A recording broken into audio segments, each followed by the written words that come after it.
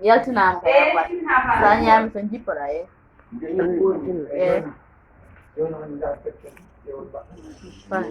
Massimo. Ɗiɗo bottal ceerno addunaji ceerno Amadou Falim eyi ko battuno ɗiɗo bottal dinnagal bandiraɓe tawaɓe fof kamɓe jeeyi ɗiɗo bottali koto gottima noon ɓe paari ɓe jaaha ɓe ɗo e dewgal ɗum noon yo Allah wat barke ko jogori ko waɗede so waɗa Allah kadi yo Allah moƴƴi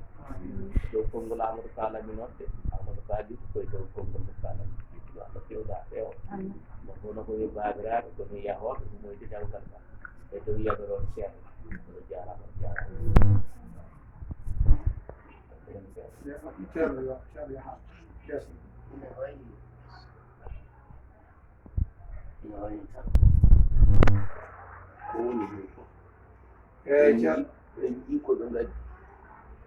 ceerno assalamu aleykum wa rahmatullahi taala wa barakatuh koye en ɗi ko gaddi tabayyitu Allah subhanahu wa ta'ala julde rasulu sallallahu alayhi wa sallam ceerno wi caggal yettude Allah e julde rasulu sallallahu alayhi wa sallam en jii teddungal ngal koye en jii teddungal badngal ngal ɗummingal ngal to baaɗi men paate e ɓiyu ina ara ceerno Alassane ceerno Alassane wiyete ene wiye ceerno Alassane enen nganndi onon paate wi kono wiye Abdoul Aziz ene resa hannde gaddi teddungal maɓɓe noon o yimɓe gaddi teddungal maɓɓe noon hannde ɗo e galle ceerno he ceerno woni baabiraaɓe yidde yaade min kuma dewgal o yidde yaade ɓe kuma dewgal ngal inchallah to toon to huwete to min jii koɓe gaddi o yimɓe jii koɓe gaddi noon battani ndi e teddungal ngal fof kala koɓe gadduno e kala koɓe gadduno kadi min jii o yimɓe jii ɗum kamɓe ceerno min beltimane o yimɓe beltima kadi teddungal ngal timmi o yi teddungal ngal timmi koɓe kalno ko koɓe kalno ko o yimɓe mbaɗi noon minenne kay komin mbino ko o yimɓe kamɓene koɓe mbino ko kamɓe ceerno mamin mbaɗɗu o yimɓe min mbaɗɗum inchallah e ummade ɗo jooɗi e ummade ɗo jooɗi e galle ceerno ɗo e Dammuguel feede ɗoɓe koɗi to feede ɗo ɓe koɗi to mamin ngar inchallah mamin jaamin jettoɓe galle kumal ngal hoɗat to min jii kala koɓe gadduno o yi kala koɓe gadduno e galle ceerno e teddungal battali ko feeti hen kadi ko feete moƴƴin dewgal ngal ko o yi ceerno wi yii o min jii o yi ceerno wi yii min beltimane kay o yimɓe beltima kadi emin gandiraɓe noon o yaɓe gandina mon noon neɗɗo de o yi neɗɗo de mantata hoore mum o yi mantata hoore mum ɓuri yodde o yi ɓuri yodde ko goɗɗo mantuma goɗɗo mantuma kono noon mamin kaali kam o yi kono noon maɓe kaala kam no foti fof neɗɗo fof tini ko hoore mum o yi neɗɗo fof ko hoore mum tini mawninta ko hoore o yi mum neɗɗo fof ko hoore mum mawninta ko Allah e hoore mum haali o yi ko Allah e hoore mum haali wi kullu hijbin bima ladayhim o yi farihun kullu hizbin bima ladayhim farihun gooto fof ɗo jeyaɗo ko ɗon welata ɗum kala ko woni o yi kala hunde wonde ko ɗum ɗum welto kala ko gonɗa ko ɗum weltotoɗa jeeɗa ɗo ɗum tan welatma minenne o yi kamɓene kamɓe ceerno neɗɗo fof weltoto koko woni o yi neɗɗo fof weltoto ko hoore mum e koko leñol mum mawninta ko leñol o mum yi monde kadi ko leñol mum ko Allah kadi adi wadde leñol o yi ko Allah kadi adi wadde leñol ɗo wi ɗo إنا خلقناكم من ذكر وأنثى وجعلناكم شعوبا وقبائل لتعارفوا وويد الله ويدو إنا خلقناكم من ذكر وأنثى وجعلناكم شعوبا وقبائل لتعارفوا وي الله ويدي ويدو يكين فوق وادت kono ko litaarafu ha mbam andi ha gandiron neɗɗo fof kadi andi koɗi jeeya neɗɗo fof noon andi koɗi jeeya ma andi goɗɗo kam tanta ko hoore ma taw weltoto ko hoore ma kadi beltan ɗan wala weltanaɗo goɗɗo sikkata ko an ɓuri fof sikkata ko an ɓuri fof neɗɗo fof ɗum sikkat ne neɗɗo jibinande o neɗɗo noon nde jibinande Allah biye e nofru muɗum oyi Allah deeyi e nofru muɗum ko an ɓuri fof oyi ko an ɓuri fof ɗum tagi neɗɗo wiyata kañum ɓuri fof ɗum tagi neɗɗo fof jaggat kay ɓuri fof hay goto wiyata min ɓuri hay goto wiyata min ɓura min daɗa min ɓuri jaase oyi min ɓuri jasde goto wiyata noon min jeebi yeehi oyi o kanko yeehi mi yehe safal o yehe safal mi yehe sarkulle o yehe sarkulle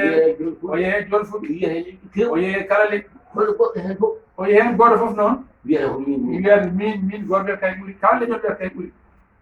kono noon tan oyi kono noon tan ɗum yaadi min tan yaade ni tan yaadi eyyi neɗɗo fof jasata hoore neɗɗo hay goto henta hoore mum caggal goto fof wiyata kay ɓuri ɗum noon min weltima ɗum noon ceerno wi weltima ko moƴƴide ko leñol de oyi ko moƴƴinde leñol ko de ina e leñol he o ina e leñol ngol ɗo ko rokkata ndimaka oyi ko rokkata ndimago e leñol rokkata neɗɗago oyi ko rokkata neɗɗago timmum ina hen o ina ɗo sabu ɗum oyi sabu ɗum bani adam oyi bani adama seerdata ɗum e baadima o oyi serdima tan e dammol bahay ko gandal oyi ko gandal minene de won ko min jogui oyi leñol ngol ene jogui ɗum Allah rokkingol oyi Allah rokkingol dañde fodde capanɗe joyi ɓiɗɗo gorko dañde fodde capanɗe joyi ɓiɗɗo gorko goto fof ko ganda goto fof ko ganda ɗum tiitar ɗum ko tiitar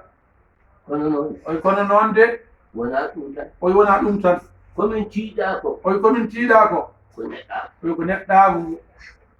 goto amin fof yiiɗi wonde neɗɗo goto e amen fof yiɗi wonde neɗɗo yiɗi wadde fayida e hoore mum ina timmina hoore ina timmina hoore mum ina yiɗi wonde ina yiɗi wonde ina yiɗi dañde ina yiɗi dañde ina sali kala o bani adama e ko bonna ina sali kala ko bonnata neɗɗo usta neɗɗo komin sali ɗum ko ɗum tan oyi ko ɗum tan yiɗi ɗum tan timmal ɗum tan on timmal ngal joni alhamdulillah o alhamdulillah rabbil alamin jogoni ummade joni oyi mamin ummuɗo joni minen e ceerno eyi ngal eyyi min jaato to an maristo min kumoye dewgal ngal inchallahu taala inchallahu taala tago ko ɗayta en eyyi ceerno way haala ka timmi eyyi présentation tan e tawaka jonde nde nanoɓe nde vidéo ji ɗi walla nanoɓe vocal uji ɗi o hande ko ɗo min ñaldi e galle ceerno ɗo e galle ceerno Amadou khalifatul usra e khalifatul amma adadallahu umarahu wa baqahu wa ayyadahu wa nasarahu wa hafidahu yo Allah junnu ɓanɗe makko selminamo sellinamo kadi renamo hisnamo kadi o ɓoyɗode men no wayno ɗo min ñalli e galle makko he min gonde mawɗo Amadou Demba Sall e mawɗo Djibi Gonnel min tawi ɗo sohna Habi Paate e yimɓe galle ɓe jibinaɓe ɗo e resaɓe ɗo eyyi ceerno wimi Abdourahmane hono baɓɓat no wiyata kono Djibi o ɓuri dowɗude Abdourahmane Sow ɗum noon ene wayno ceerno haali ko foti haalede ko ɗo min ñalle galle onon ɓe taat ɓe ngannduno haala kaka noon yaari ina wayno ɓinguel men miñiraguel men aywa ina wiye Abdoul Aziz e ɓi ceerno Alassane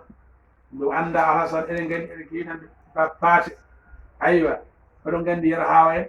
oɗon gandi ceerno Alassane ko e men jeeya o resi noon ko gollere naajo sukaɓe ɓe ko golle naɓon yaay mumen haydi noon gueɗɗo cukalel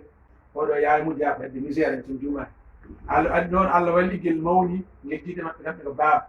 yummoguel ala leydi he angel yiɗi noon resde sohnajo on jeeya koye galle alaji Ndiaye en ɗo to Wudduru ceeɗo 2STV o